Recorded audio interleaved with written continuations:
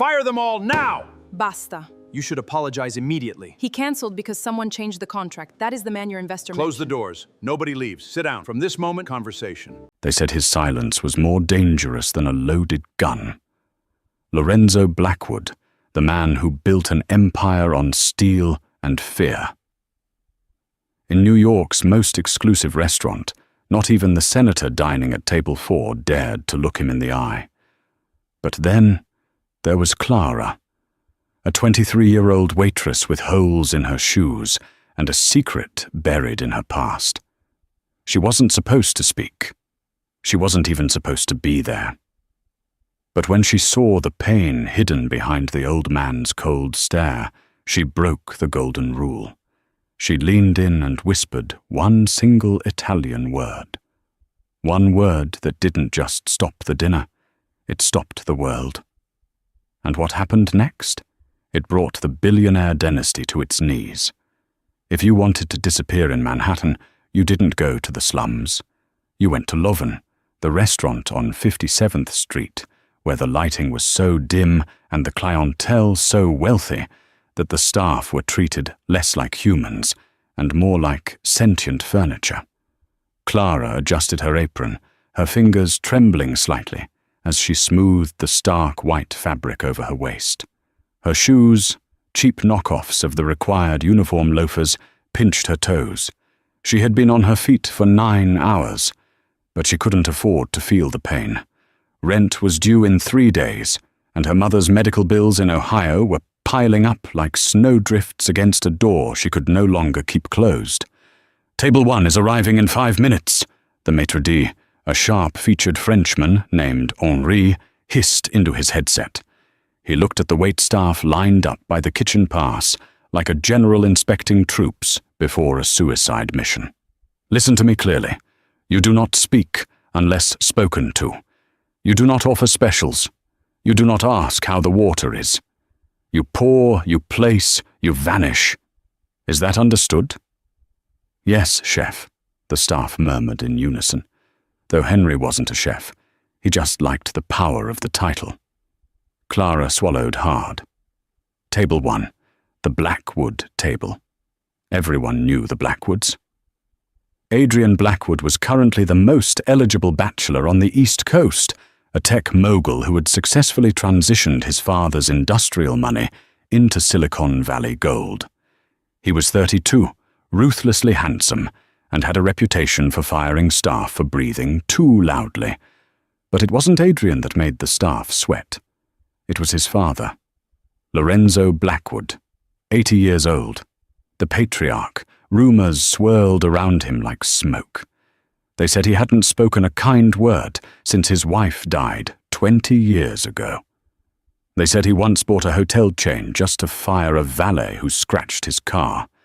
He was a man made of old-world grit and new-world cruelty. "Clara," Henry snapped, making her jump. "You're on water and bread service for table 1. Do not mess this up.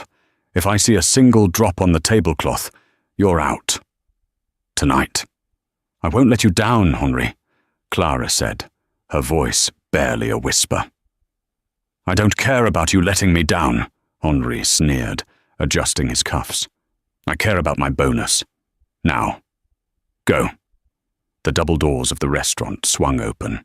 The air in the room seemed to change, the oxygen sucked out by the sheer gravity of the men entering. First came the bodyguards, sweeping the room with eyes that missed nothing.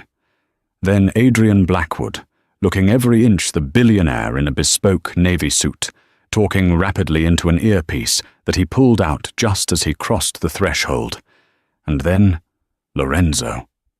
He was in a wheelchair, pushed by a stone-faced nurse. He wore a tuxedo that looked like it was from another era, immaculate and severe.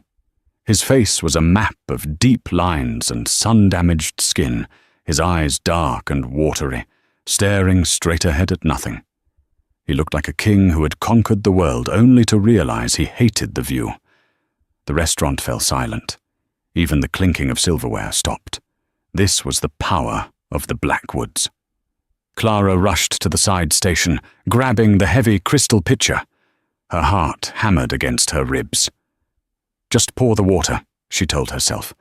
Just pour the water and vanish. As the group settled at the prime table in the corner, secluded by velvet ropes, Clara approached. She could smell the expensive cologne radiating off Adrian, a scent of sandalwood and cold cash. Lorenzo smelled differently. He smelled of old paper and peppermint. "Father, please," Adrian was saying, his voice tight with suppressed frustration. "The board needs a decision on the merger by Monday. You can't keep stalling." Lorenzo didn't blink. He stared at the empty white plate in front of him, as if it were an abyss. "I am not stalling," Lorenzo rasped. His voice sounded like gravel grinding together. "I am thinking." "You've been thinking for 6 months," Adrian shot back, snapping his napkin onto his lap. "You're jeopardizing the legacy." Clara stepped forward, the pitcher heavy in her hand. She moved to Lorenzo's right side, executing the pour perfectly. The water cascaded silently into the crystal goblet. Lorenzo's hand twitched. He didn't look at her, but he spoke to the room. "The water is too cold." Clara froze. The ice clinked softly. Adrian sighed, rubbing his temples. "Father, it's water. Drink it." "It hurts my teeth," Lorenzo said, his voice dropping to a dangerous low. "They bring me ice when I have old bones. No one thinks. Incompetence." Henri was already rushing over, his face pale. "My deepest apologies, Mr. Blackwood. I will replace it immediately. Clara, move." He shoved her aside, not gently. Clara stumbled, barely keeping her balance, clutching the pitcher. She felt the heat rising in her cheeks. She was invisible, yet somehow she was the problem. As she retreated to the shadows of the service station, she watched them. The son, obsessed with the future. The father, trapped in a body that was failing him, surrounded by luxury he seemed to despise. It was going to be a long night. By 9 p.m., the tension at table 1 was thick enough to choke on. The chef, a temperamental genius named Marco, had sent out 3 courses. The amuse-bouche, a delicate foam of scallops and truffle. The appetizer, foie gras with a fig reduction. The pasta, lobster ravioli with saffron cream. Lorenzo Blackwood hadn't taken a single bite. The plates were returned to the kitchen full, which sent Chef Marco into a spiraling rage. "He insults me!" Marco shouted, throwing a tasting spoon across the stainless steel counter. "This is the finest menu in New York. Does he want a hot dog? Is that what he wants?" "He's old, chef," Clara ventured softly from the pickup window, waiting for the breadbasket refill. "Maybe he's not hungry." "You don't speak about the guest," Marco barked at her. "Take the bread. Go." Clara hurried back out. The dining room was buzzing, but a zone of silence still surrounded table 1. Adrian was eating, but he was angry. He was cutting his steak with aggressive strokes, the knife screeching slightly against the porcelain. "You have to eat something, Dad," Adrian said, not looking up. "The nurse says your weight is down again." "The food tastes like metal," Lorenzo grumbled. He was picking at the linen tablecloth with a gnarled finger, unraveling a loose thread. "It has no soul. It's plastic food for plastic people." "This is a 3 Michelin star restaurant," Adrian hissed. "Stop being difficult just to punish me." "I don't need to punish you," Lorenzo said, finally looking at his son. The old man's eyes were sharp, lucid, and filled with a profound disappointment. "You punish yourself enough with your greed." Adrian dropped his fork. It clamoured loudly onto the plate. Several heads turned. "I am securing our future," Adrian said, his voice trembling with rage. "I am trying to keep the name Blackwood relevant while you sit here and rot." The insult hung in the air. The nurse looked away, embarrassed. Lorenzo didn't yell. He just shrank a little. He slumped in his wheelchair, the fight draining out of him. He looked suddenly incredibly small, He looked like a man who wanted to go home, but didn't know where home was anymore. Clara approached with the bread basket. It was an artisan sourdough, crusty and warm, served with cultured butter. She placed it on the table. Lorenzo looked at the bread. He reached out a shaking hand and touched the crust. He didn't take a piece. He just felt the texture of it. "Too hard," he whispered. "Everything is too hard." Clara paused. She was supposed to walk away. Henri was watching her from the podium like a hawk. But something in Lorenzo's voice stopped her. It wasn't just the complaint of a grumpy billionaire. It was the tone. It was the specific cadence of a man who was speaking English, but thinking in another language. Clara looked at his hands. They were calloused, despite decades of wealth. Those were working hands. She remembered reading in a tabloid that Lorenzo Blackwood hadn't been born rich. He had come over on a boat in the 1950s, a devastatingly poor immigrant who worked in steel mills before buying them. She looked at the untouched fancy food. She looked at the sourdough bread. And then she remembered her own grandfather, Nonno Pietro. He had been a carpenter in Ohio. When he got old and the dementia started to set in, he stopped eating the hospital food. He said it tasted like nothing. Clara realized what was happening. Lorenzo wasn't being difficult. He was homesick. He was starving for a memory. She shouldn't do it. If she spoke, she would be fired. Henri was looking right at her. She needed this job. She needed the tips. But looking at the old man, seeing the sheer loneliness in his eyes, Clara felt her heart break. She took a step closer, breaking the invisible barrier. Adrian looked up, annoyed. "What is it?" "We didn't ask for anything." Clara ignored him. She ignored the billionaire. She ignored the nurse. She looked directly at Lorenzo Blackwood. She leaned down, breaching the protocol distance, until her face was level with his. The room seemed to stop.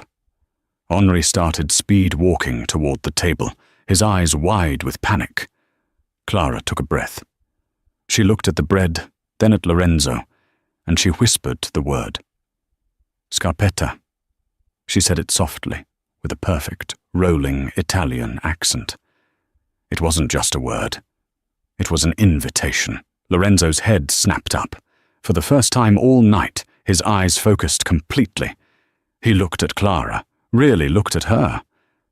"What did you say?" he rasped. Henri arrived at the table, breathless. "Mr. Blackwood, I am so sorry. This waitress is new. She is leaving immediately." He reached out to grab Clara's arm. Lorenzo raised a hand. "Stop!" The command was absolute. Henri froze, his hand hovering inches from Clara's elbow. Lorenzo turned his gaze back to Clara. His eyes were wide, searching her face. "Say it again." Clara ignored the trembling in her knees. She ignored the furious glare Adrian was shooting her. She smiled, a sad, knowing smile. "Fare la scarpetta," she whispered. It literally meant, "make the little shoe." It was an Italian idiom for taking a piece of bread and using it to mop up the last of the tomato sauce on your plate. It was something you did at home, in the kitchen, with your family. It was rude in high society. It was considered peasant behavior. But to an Italian who grew up with nothing, it was the best part of the meal. It was the taste of comfort. Lorenzo stared at her. His mouth opened slightly. The mask of the angry billionaire cracked, and underneath, the face of the immigrant boy peered through. "My mother," Lorenzo whispered. She used to say, "If you don't do the scarpetta, the chef will cry." "Because the sauce is the soul," Clara finished for him, quoting an old proverb her nonno used to say. Lorenzo's eyes filled with tears. Actual tears. Adrian looked between them, totally confused. What is going on? What did she say to you?" Lorenzo ignored his son. He pointed a shaking finger at the fancy lobster ravioli that had been sitting cold on the table. This is not food. This is art. I cannot eat art." He looked at Clara. "Do they have sugo? Real sugo?" Clara knew the menu. There was no simple tomato sauce. There were reductions, foams, and glazes. "I can ask the kitchen," Clara said softly. "But I think I know what you need." She turned to Henri, who looked like he was having a stroke. "Henri," she said, her voice surprisingly steady. "Ask Marco for a bowl of plain spaghetti, al dente, olive oil, and a side of the marinara he makes for the staff meal. Not the customer sauce, the staff sauce." "Are you insane?" Henri hissed. "We cannot serve staff food to table 1. "Do it!" Lorenzo roared. The sound echoed off the mahogany walls. The entire restaurant jumped. "Do as she says!" Lorenzo slammed his hand on the table. "And bring me bread, soft bread, not this rock." Henri turned on his heel and sprinted toward the kitchen. For the next 10 minutes, the restaurant remained in a state of suspended animation. Adrian sat in stunned silence, watching his father. Lorenzo was watching Clara. "Where are you from?" Lorenzo asked her. His voice wasn't gravel anymore. It was lighter. "Ohio," Clara said. "But my family, we are from Abruzzo." "Abruzzo," Lorenzo nodded, a faint smile touching his lips. "Hard land. Strong people." "Stubborn people," Clara corrected with a smile. Lorenzo let out a sound that shocked everyone. A laugh. It was a rusty, dry sound, but it was a laugh. "See, stubborn." When Henri returned, he was carrying a simple white bowl. Inside was spaghetti, coated in a bright, oily red sauce, the simple garlic and tomato sauce the dishwasher's mother made for the staff before service. It smelled of basil and home. He placed it in front of Lorenzo. Clara took a piece of soft Italian roll from a different basket she had raided from the back. She placed it next to the bowl.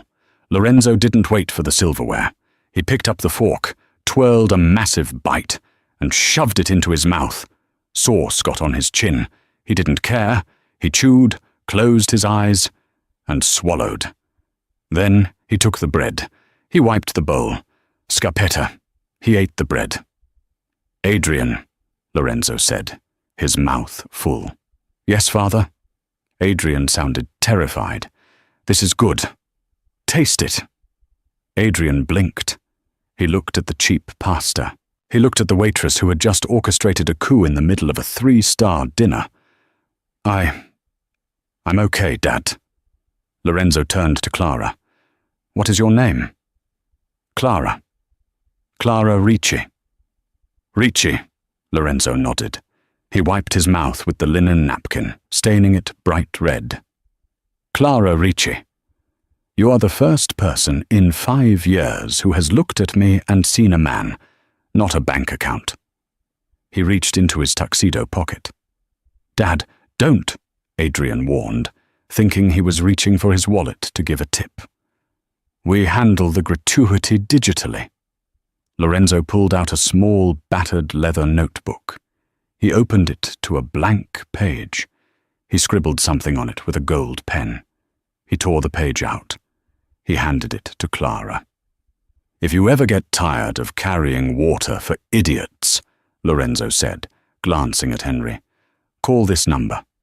Ask for Beatrice. Tell her you know what Scarpetta means." Clara took the paper. It was a phone number and a name. "Thank you, signore," she whispered. Lorenzo turned back to his pasta.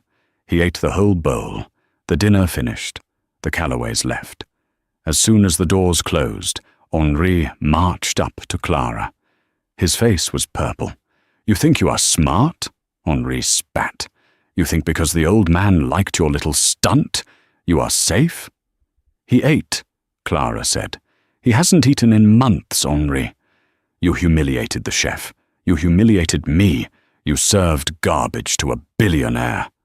Henry ripped the apron off her waist. "Get out! You're fired! Don't bother clocking out." Clara stood there, the apron in her hand. The noise of the kitchen roared behind her.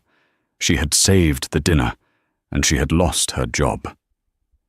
She looked at the piece of paper in her hand. She walked out into the cold New York night, the paper clenched in her fist. She didn't know it yet, but that piece of paper was a key, and she had just unlocked a door that had been sealed for 50 years. But inside the restaurant, Adrian Blackwood was still sitting at the table, long after his father had been wheeled out. He was looking at the empty chair where Clara had stood. He pulled out his phone and dialed a number. "Run a background check," Adrian said, his voice cold. "Clara Ricci. Find out who she is. Find out everything. My father just gave her access to the private line. I want to know if she's a hustler or a spy." He paused, looking at the crumbs of bread left on his father's plate. "And find out why the hell my father looked at her like he recognized her." 72 hours later, Clara was staring at a bright orange eviction notice taped to the peeling paint of her apartment door in Queens. Henry hadn't just fired her, he had blacklisted her. In the tight-knit world of high-end Manhattan dining, word traveled faster than a grease fire. She had insulted a VVIP. 2 interviews she'd managed to secure were cancelled via text message before she even arrived. Inside her tiny apartment, the air was thick with the smell of stale coffee and mounting panic. Her phone buzzed on the cheap laminate counter. It was the collection agency for her mother's Ohio hospital bills. Again. Clara let it go to voicemail. She sank onto her futon, putting her head in her hands. The adrenaline of that night at Loven had faded, leaving behind a crushing reality. She had stood up for humanity, and humanity had rewarded her by taking away her livelihood. Her eyes drifted to the small, wobbly coffee table.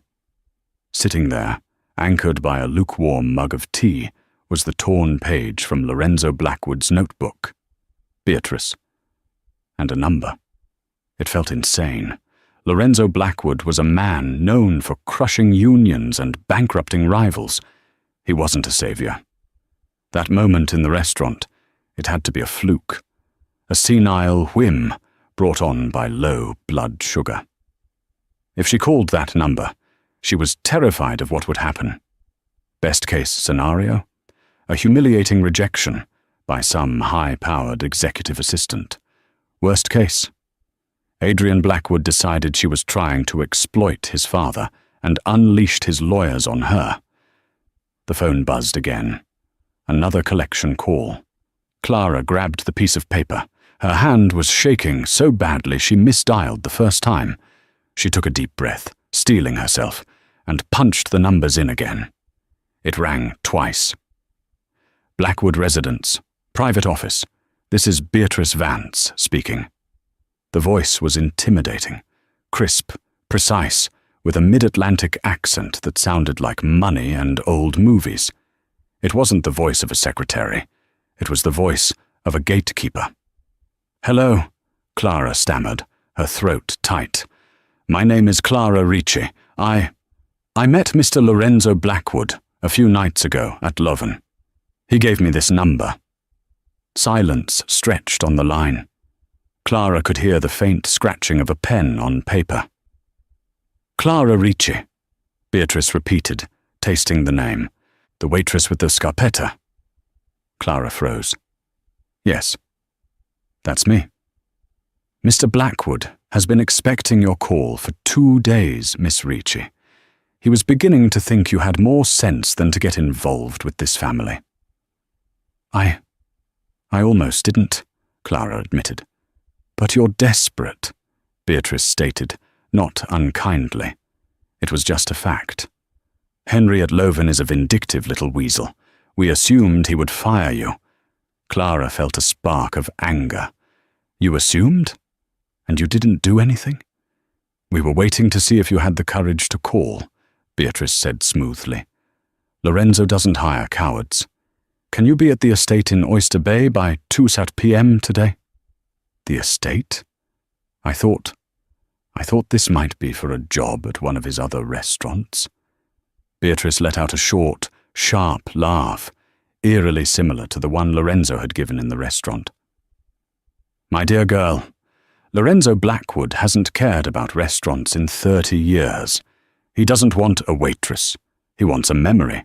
2 p.m. Don't be late. The gate code is 1923. The line went dead. Clara spent her last $40 on a train ticket to Long Island and a cab from the station to the Blackwood estate. The estate was terrifying. It wasn't a house, it was a fortress built of grey stone, looming over the Long Island Sound. High iron gates swung open silently. When the cab driver punched in the code, the driveway was a mile long, lined with ancient oak trees that seemed to lean in, whispering warnings. When Clara stepped out of the cab, she felt incredibly small. Her clothes, clean black slacks and a sensible grey sweater, felt cheap against the backdrop of manicured lawns and towering architecture. The massive front door opened before she could knock. Standing there was a woman who looked like she was carved from the same granite as the house. Beatrice Vance was perhaps 70, tall and imposing, with steel grey hair pulled back in a severe bun. She wore a tailored wool suit that probably cost more than Clara's car back in Ohio. Her eyes were sharp, intelligent, and assessed Clara from head to toe in a microsecond. "You're thinner than you look on camera," Beatrice said by way of greeting. "On camera?" Clara asked, bewildered. "The restaurant security footage. Adrian had it pulled within an hour of you leaving. Come inside, Miss Ricci. We have much to discuss before the wolf arrives." "The wolf?" "Adrian," Beatrice said dryly, stepping aside to let Clara enter the cavernous marble foyer. "He thinks he runs this place. He runs the business. I run Lorenzo. There is a significant difference." Beatrice led Clara not to an office, but to a vast, sterile library that smelled like leather bindings and disuse.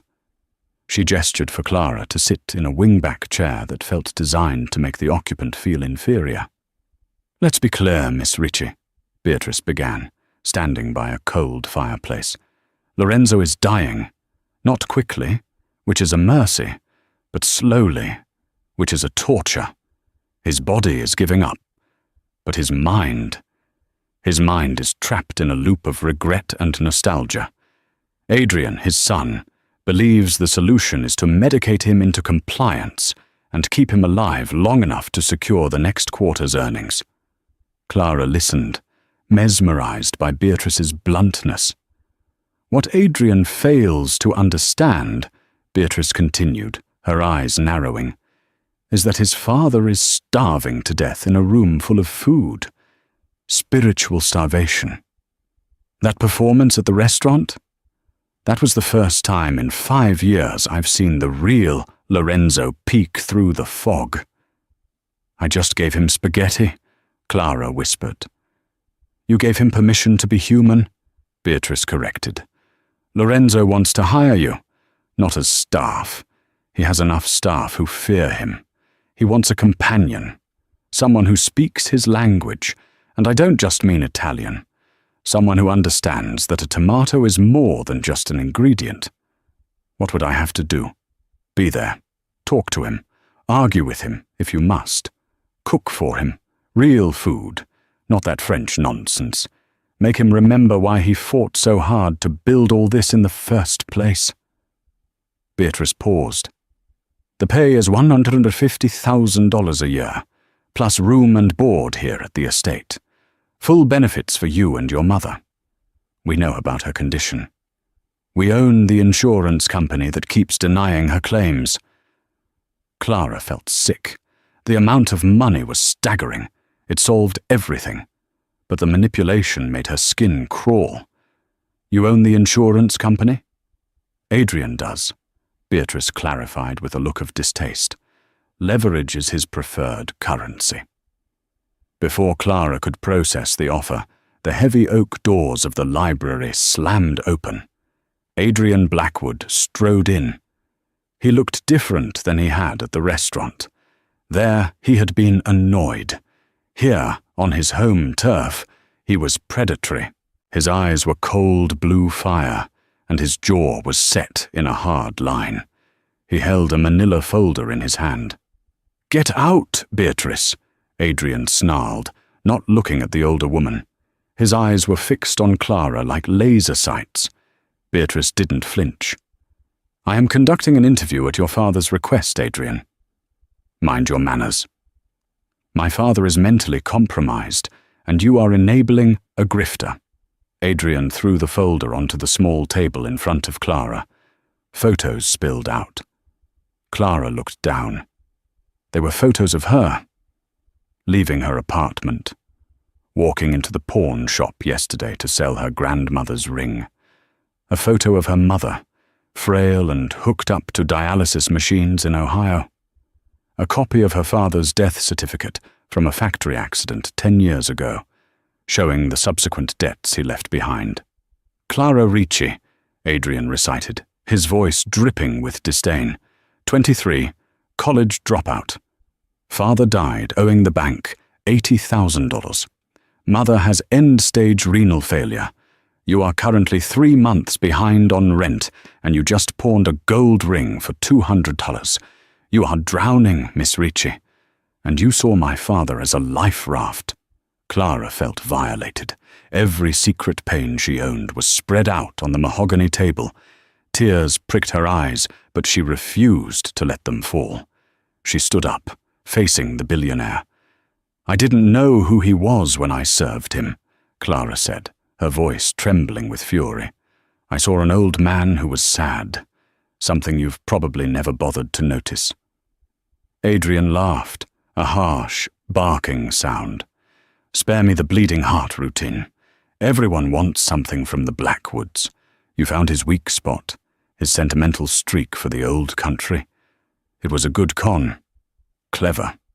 He pulled a checkbook from his inside jacket pocket. He uncapped a fountain pen. $50,000, Adrian said, writing quickly. "Cash, today. You take it, you walk out that door, and you never speak to my father again. You use it to help your mother get back on your feet. It's more than you'll make in 2 years of serving pasta." He ripped the check out and held it towards her. It was a lifeline. It was freedom from fear for the first time in years. Clara looked at the check. Then she looked at Adrian's smug, victorious face. He thought everyone and everything could be bought. He looked at her the same way he had looked at the lobster ravioli, an object to be consumed or discarded based on its utility. Then she thought of Lorenzo's eyes when he ate the bread, the look of a man who had been seen for the first time in decades. If she took this money, she was agreeing with Adrian that the moment meant nothing, that it was just a transaction. Clara reached out and took the check. Adrian smirked. Slowly, deliberately, Clara tore the check in half, then in quarters. She let the pieces flutter onto the expensive Persian rug. Adrian's face went blank with shock. His smirk vanished. "You can't buy Scarpetta, Mr. Blackwood," Clara said quietly. "And you can't buy me." She turned to Beatrice, who was watching the scene with a look of profound satisfaction. "When do I start?" Clara asked. Adrian stepped forward, his physical presence menacing. "You are making a massive mistake. You think you can survive in this house? I will chew you up and spit you out. You will wish you had stayed in Queens." "Perhaps," Beatrice interjected coolly, stepping between them. "But she is Lorenzo's guest now.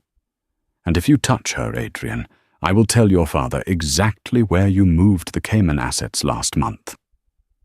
Adrian froze. The color drained from his face. He looked from Beatrice to Clara, realizing he had just lost a tactical skirmish he didn't even know he was fighting.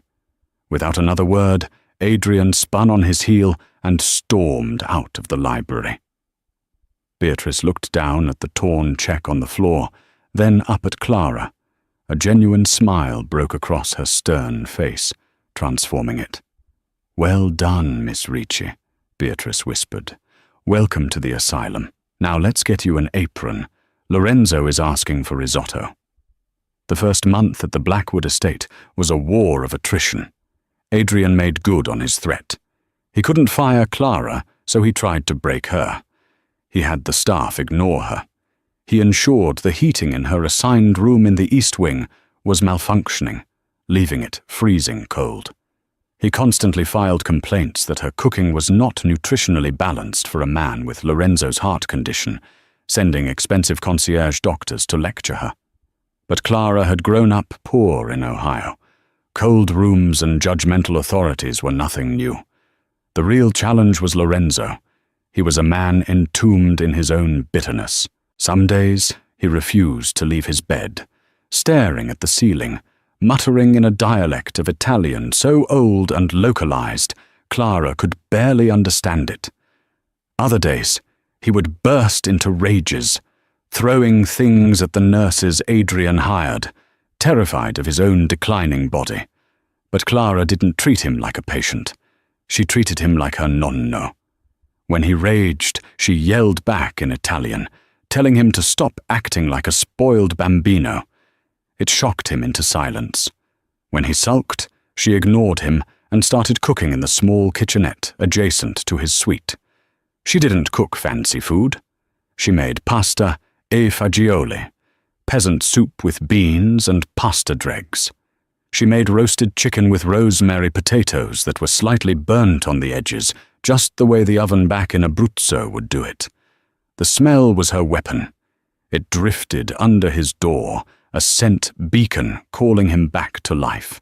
Slowly, miraculously, Lorenzo began to thaw.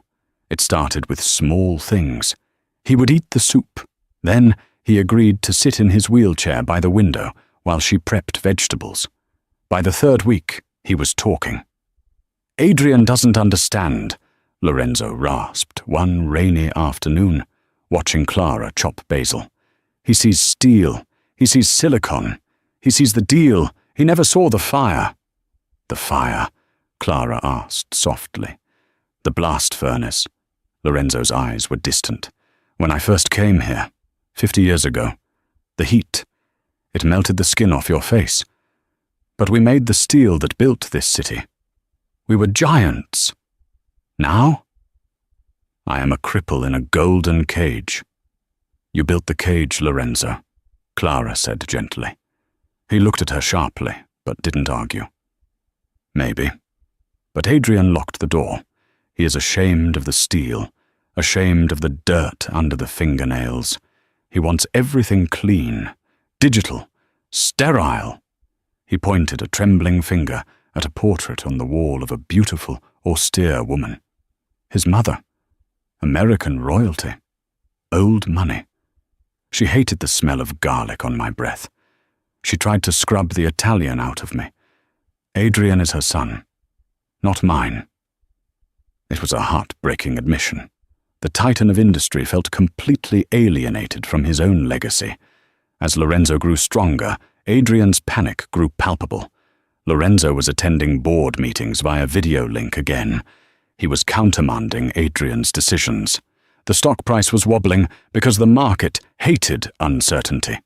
One evening, Clara was in the main kitchen, preparing a late-night snack of bruschetta for Lorenzo, when Adrian cornered her. The kitchen staff vanished instantly. "You're poisoning him," Adrian hissed, slamming his hand on the butcher block island. "His cholesterol is up. The doctors are furious." "He's happy, Adrian," Clara said calmly, not stopping her chopping. "For the first time in years, he's laughing. Isn't that worth a few cholesterol points?" "He's erratic. He cancelled the merger with Takamoto Industries yesterday, a $1 billion deal, because he said the CEO didn't look him in the eye." Adrian leaned in close, his breath hot with scotch. "You are winding him up. You're whispering peasant nonsense in his ear and destroying this company." "I think he's just finally seeing clearly," Clara said. "Listen to me, you little gold digger." Adrian grabbed her wrist, hard. The knife fell from her hand with a clatter. "I know what you're doing. You think if you make him love you, he'll change the will. But I have power of attorney lined up. I will have him declared incompetent by the end of the week, and I will have you thrown out on the street with nothing. Get your hands off her."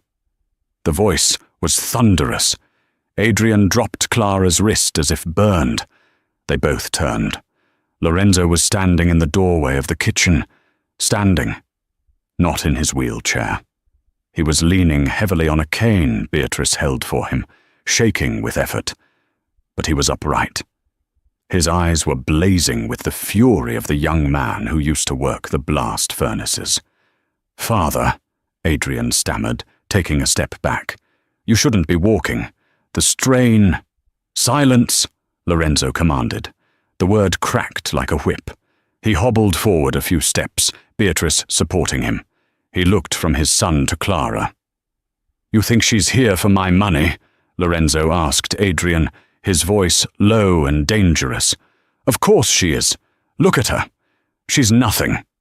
Lorenzo laughed. It was a terrifying sound. "Nothing?" Lorenzo shook his head. He looked at Clara, an intensity in his gaze that she didn't understand. It wasn't affection now. It was something deeper. Something almost fearful. "You asked me once, Adrian, how I started," Lorenzo said. "How a boy with nothing but the shirt on his back bought his first steel mill." "You got a loan," Adrian said impatiently. "From a bank." "No bank would touch me," Lorenzo spat. "I spoke no English. I smelled of coal." He turned fully to Clara. "Tell me your father's name again," Lorenzo demanded. Clara was confused, rubbing her bruised wrist. "My father? His name was Antonio. Antonio Ricci." Lorenzo nodded slowly. "And his father? Your grandfather?" "Pietro Ricci." The name hit the room like a physical blow. Lorenzo closed his eyes, swaying slightly. Beatrice gripped his arm tighter to steady him. Even Adrian seemed confused by his father's reaction. "Pietro Ricci," Lorenzo whispered the name like a prayer and a curse. He opened his eyes and looked at Adrian. "You call her nothing, Adrian, but you are wrong. She owns this house. She owns the shirt on your back. She owns every beam of steel in every building we have ever built." Adrian looked completely lost. "What are you talking about? The dementia is getting worse." "It is not dementia. It is history," Lorenzo roared, slamming his cane against the tiled floor. 55 years ago, I was starving in a boarding house in Pittsburgh. I wanted to buy a share in a scrap metal yard. It cost $500. It was a fortune. Lorenzo looked at Clara, his eyes shimmering with 50 years of guilt. "Your grandfather, Pietro. He was a carpenter. The best I ever knew. He had saved $500 to buy his own shop. It took him 10 years to save it." Lorenzo's voice broke. "He saw my hunger. He saw my fire, and he gave me the money. All of it. He handed me his future so I could have mine." Clara gasped, her hand flying to her mouth. Her nonno Pietro had died poor, working for other people until his back gave out. He never owned his own shop. "He made me promise," Lorenzo continued, tears spilling onto his weathered cheeks. He said, "Lorenzo, when you are rich, you pay me back, with interest." We shook hands, Scarpetta style, man to man. 2 years later, I made my first $1 million. I went back to find him. He was gone. Moved to Ohio, they said. I hired detectives. For 20 years I looked. But Ricci, it is a common name. I never found him. I built an empire on a stolen dream. The silence in the kitchen was absolute. The only sound was the hum of the industrial refrigerators. "When I heard your name at the restaurant," Lorenzo whispered to Clara, "when I saw your eyes, You have his eyes. Pietro's eyes, I knew. The debt had finally come due. Lorenzo turned to his son, who was pale as a ghost. You want to declare me incompetent, Adrian? Go ahead. But know this. Tomorrow morning, I am calling a full press conference.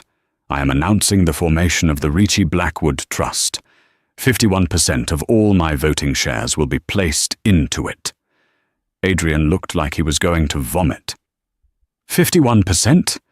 That's control of the company. Dad, you can't. It is done, Lorenzo said. He looked at Beatrice. Beatrice has the paperwork ready. And guess who will be the co-trustees? Lorenzo pointed his cane at Clara. Beatrice Vance and Clara Ricci. The boardroom on the 50th floor of the Blackwood Tower was less a room and more a glass cage suspended in the clouds. It was designed to intimidate. The table was a 20-foot slab of polished obsidian that looked like a frozen oil slick. The chairs were aeronautical leather. The view was a panoramic sweep of Manhattan, a kingdom of steel and ambition that Lorenzo Blackwood had conquered, brick by bloody brick. Today, however, the atmosphere wasn't one of conquest. It was a funeral wake for the old regime.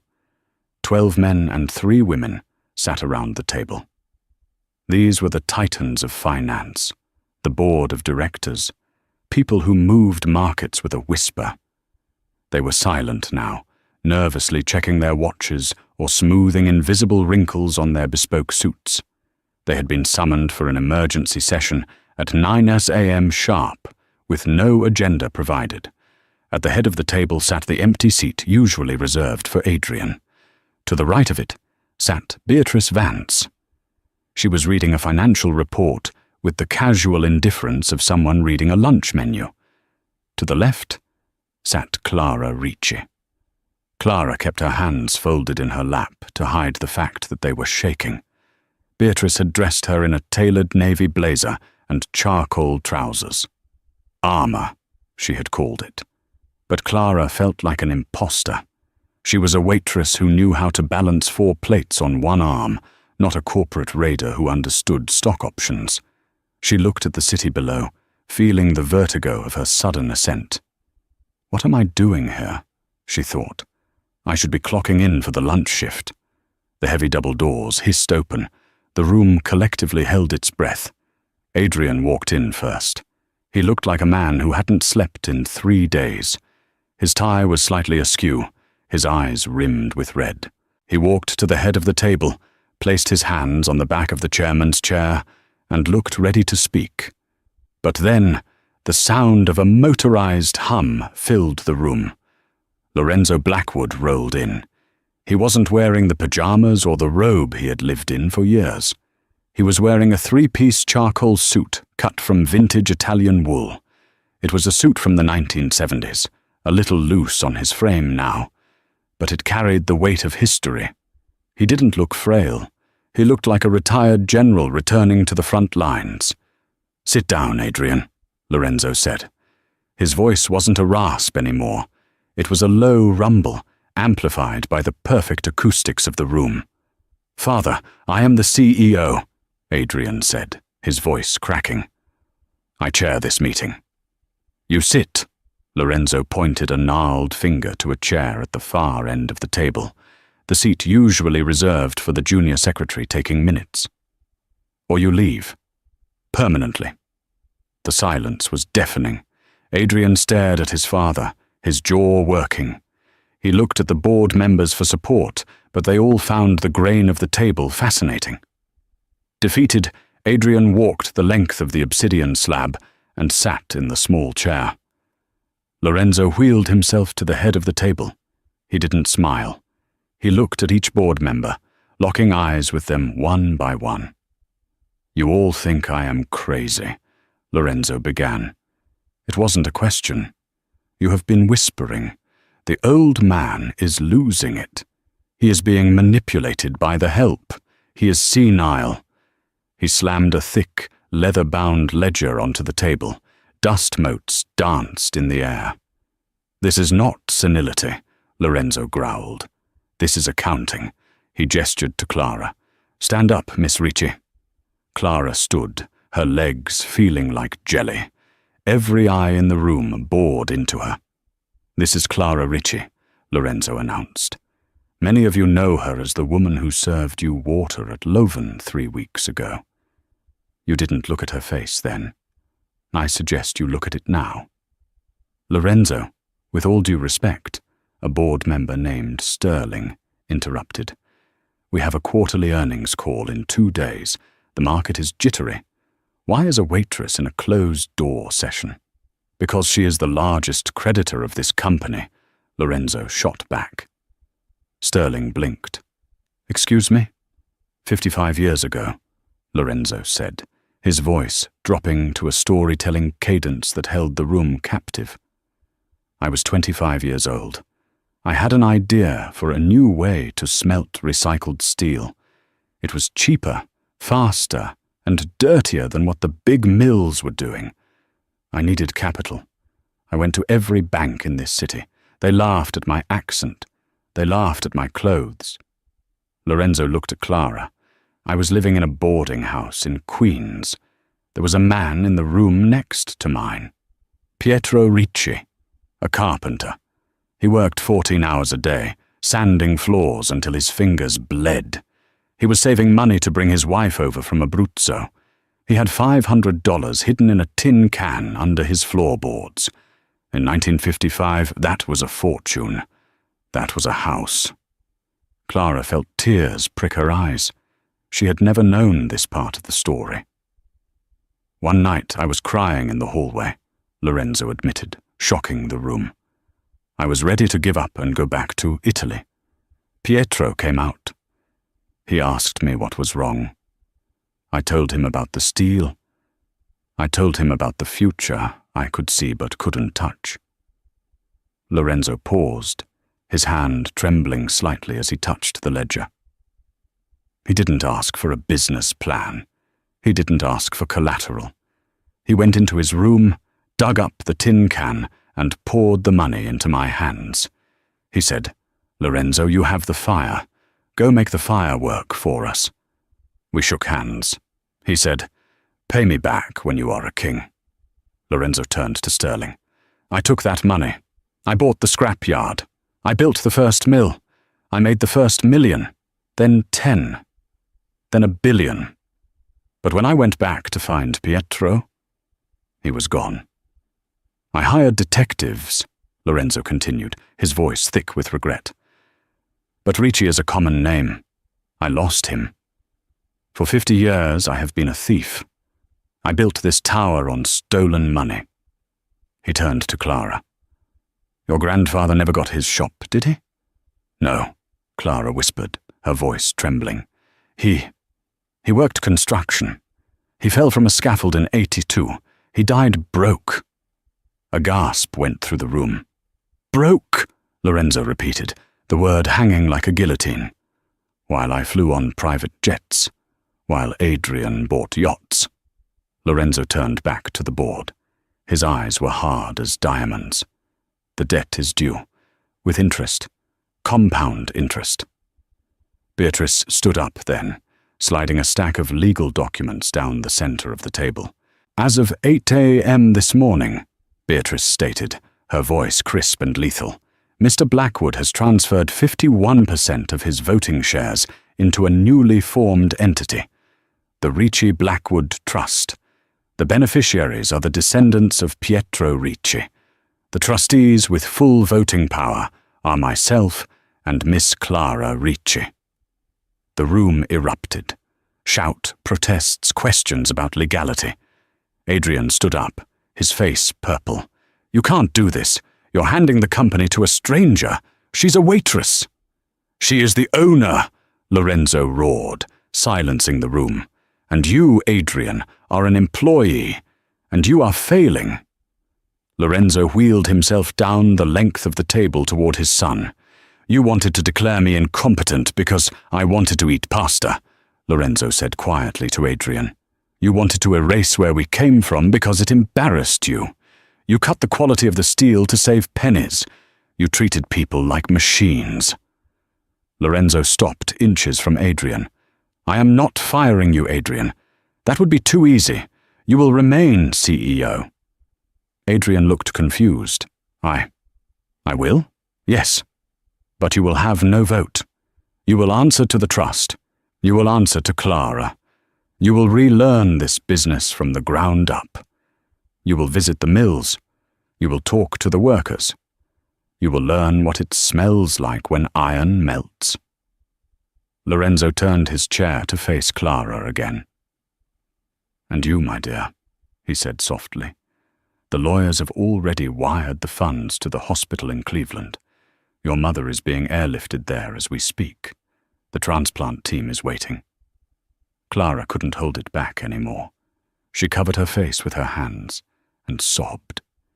It wasn't polite, corporate crying. It was the raw release of years of terror and poverty dissolving in an instant. Lorenzo waited for her to compose herself. Then he reached into the pocket of his jacket. He pulled out a small Tupperware container. The board members watched in bewildered silence as the billionaire opened the plastic lid. Inside was a rich, red tomato sauce. He placed it on the obsidian table. Next to it, he placed a chunk of crusty bread. Adrian, Lorenzo said. Yes, father? Adrian sounded small, broken, but listening. Come here. Adrian walked over. He looked at the bread. He looked at the sauce. He looked at Clara, who was wiping her eyes, looking back at him, not with triumph, but with a strange, tired empathy. We have a rule in this family, Lorenzo said, his voice echoing in the silent boardroom. We do not waste the sauce. The sauce is the soul. You have forgotten the soul, Adrian. Lorenzo pointed to the bread. Make the scarpetta. Adrian hesitated. He looked at the board members, the people he had tried so hard to impress with his cold ruthlessness. Then he looked at his father, the man he thought he had lost to dementia, only to find he was the only one who was truly awake. Adrian reached out. His manicured hand took the rough piece of bread. He dipped it into the sauce. He didn't do it delicately. He swiped it through the container, scooping up the red gold, staining his fingertips. He ate it. He chewed slowly. The taste was acidic, sweet, garlicky. It tasted like a kitchen he hadn't visited since he was a child. It tasted like a memory he had repressed. Adrian swallowed. He looked at Clara. It's good, Adrian whispered. It's from the staff meal, Clara said, her voice steady. Chef Marco made it this morning. Adrian nodded. He took another piece of bread. Meeting adjourned, Lorenzo announced, turning his wheelchair around. Clara, Beatrice, we have work to do. I believe the steel mill in Pittsburgh needs a visit. I want to show Clara where her grandfather saved my life.